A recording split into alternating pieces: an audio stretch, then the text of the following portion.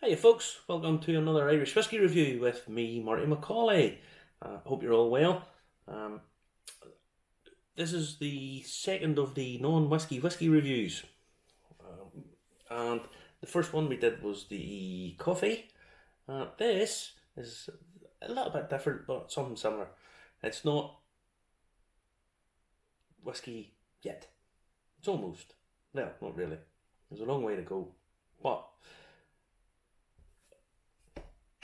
the Silky from the Sliabh Liag. Now, anyone who's not from Ireland, or possibly Scotland, you'll see the name of the distillery on the bottles and it reads as if it's Sliabh Liag Distillery. It's pronounced Sliabh Liag. Okay, it's in Gaelic, it's in Irish, and it's over at Donegal. Now, the reason I'm doing this, these two are two of the brands that they have out, Dark Silky and the Red Silky. Try those out, but I want to do quickly. I'm not going to do a full review, just going to do a wee brief one, because James, who owns the distillery, sent me down a little sample of their new make spirit. Now, what they've been doing over the last while down there, they have been trying to get the distillery built and run into setbacks and all manner of problems, but just things didn't work out for them the way they had hoped, so it put them all back. Then, last year, they did a crowdfunding campaign, and such is the regard in which they are held, and that's not just because of the quality of stuff that they're bringing out, albeit it's sourced, so it's blended by James. It's not their own whiskey, it's not their own product yet. But what they're doing is they're building, and people are seeing the quality of stuff that they're blending up and making and sending out. And it's really quite funny because it's a mixture of grain and single malt and pot still, and some of it's peated and it's this sort of different elements. And it's hard enough to make just a standard blend between malt and grain whiskey. To bring in all these different elements and make them up and to have something really quite palatable, it's quite difficult, and it's a credit that they had the bravery to do that. Now, last year, crowdfunding, they set out an appeal to raise £1 million to build their distillery, and it was massively oversubscribed. It went way over 2 million. Way over 2 million. I can't remember the exact figure of it, but it now means that they can do so much more. They can get things moving a lot quicker, and so on and so forth. And I couldn't be happier for them. Since Justin and I started doing our live show on a Saturday night, Irish Whiskey Review, James has been a very vocal supporter. He sent out samples for people to try the Dark Silky and the Dark Silky cask strength. Some people thought it was just fabulous. People don't like peated whiskies. And the first thing James said was, I can't please everybody. And it's exactly the attitude to have. The stuff that they bring out is really, really good quality. Really well done. Very affordable. Very reasonably priced. The packaging and the design is well thought out. It's got a slightly long style of bottle. Nice branding, a little bit of embossing on the label and stuff, which we always like. We like these touches. It means a lot. It means that there's thought has gone on into all of it. Yeah, I really like the dark the Red Silky. If I'm honest, I prefer the dark. I think it just works, and you sort of think it possibly shouldn't because there's quite a lot going on, but it works really well. So this is the new make spirit. James is a big fan of peated whiskies. Lots of people think Irish whiskey can't be peated. You're so wrong, so wrong. Used to be Irish whiskey, pretty much all of it would have been peated because that was the fuel that people had. It was the fuel that people had access to. The whole of the centre of Ireland essentially is one big peat bog. So that's what they would have used. Later on, as the canals and stuff opened up, it was much cheaper to import coal from Newcastle in England. So that kind of fell away, and then because there were so few distilleries, Ireland get a reputation of doing unpeated, but it's not true. Back in the day, lots of peat, and James is paying homage to this. This is peated. It's only 6 months in a cask, so it's nowhere near ready. So I'm just going to give it a quick nosing.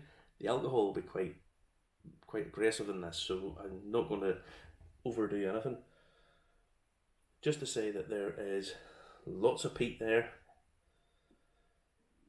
and behind it, there's a tropical note. It's quite kind of like grilled pineapple or something like that. It's coming behind it. There's like a mango, but it's very disjointed, and it's obviously going to be that because it hasn't settled down. What you're really looking for here is the base notes. Look to see, like any blender would do, you're looking for any off notes, anything that you're not thinking is going to work. And honestly, you're not getting any of that. It's coming through. There's nice wood tones coming through on it already. A very sort of toasted note coming on just at the front of the nose.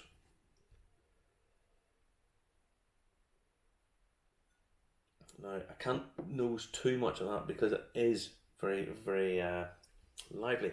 Now I'm going to give it a little taste, and then I'm going to put a little teaspoon of water in it.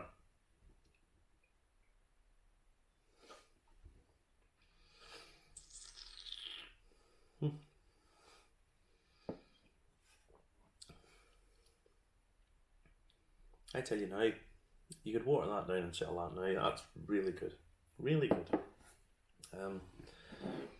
But in order to appreciate it, you can't appreciate it enough at that. And when you put it in,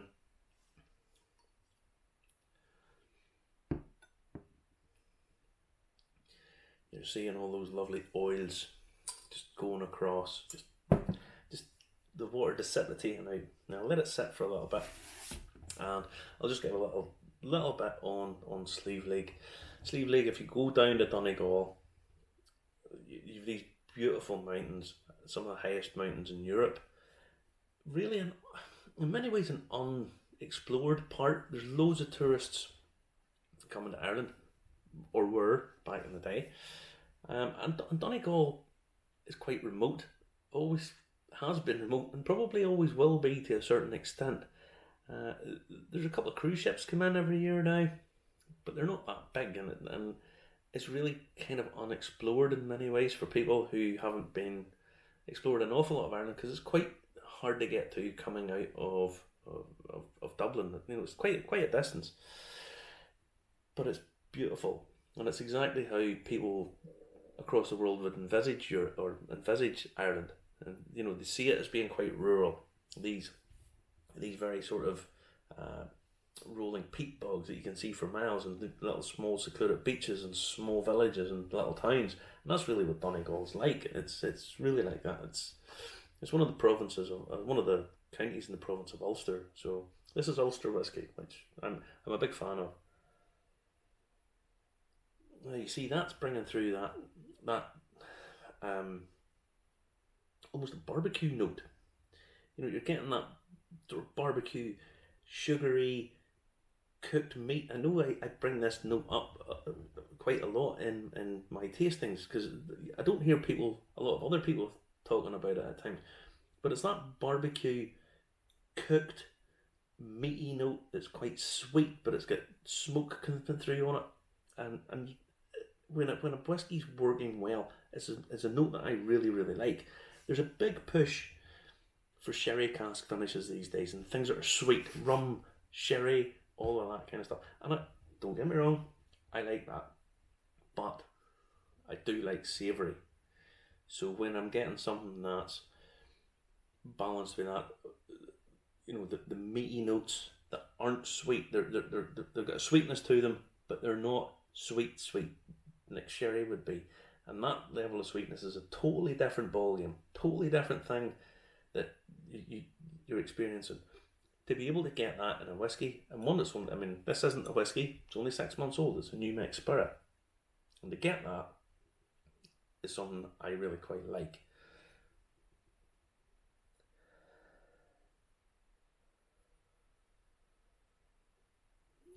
mean, it's hard to know exactly what's going to happen with this, but there's hay there. There's lots of complexity coming through. The peat is quite sweet, which is probably where that meaty, barbecuey notes coming in on.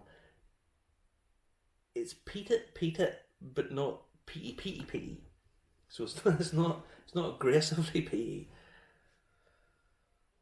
And I think if I left that another half an hour, it would settle down and become something different again. So I probably will. However, I'll not do it in your company. I'll let you move on and carry on about your business.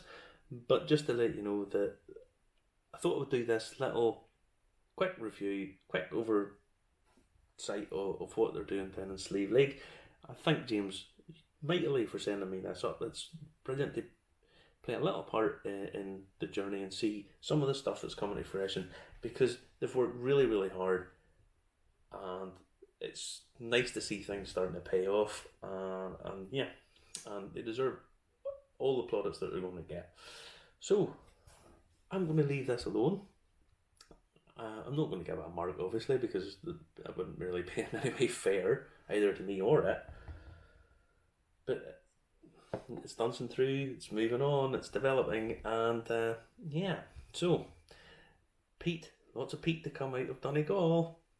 The more the merrier. I'm good. I'm glad, because it pays homage to the heritage of the area. Donegal probably better known for poaching actually than whiskey, because there was lots and lots of illicit distilling because they're way up in the mountains. But they would have used peat. I'll let you in the secret. There's peat at poachings as well, and always was. But as I say, thought I'd give you a little quick rundown of what they're doing down in Sliabh Liag, and enjoy yourself, take care, and stay safe. Bye bye.